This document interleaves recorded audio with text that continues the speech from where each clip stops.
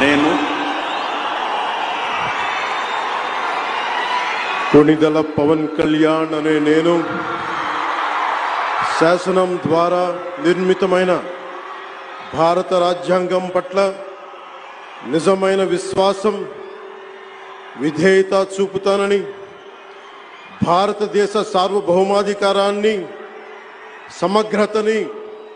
కాపాడుతానని ఆంధ్రప్రదేశ్ రాష్ట్ర మంత్రిగా నా కర్తవ్యాలను శ్రద్ధతో అంతఃకరణ శుద్ధితో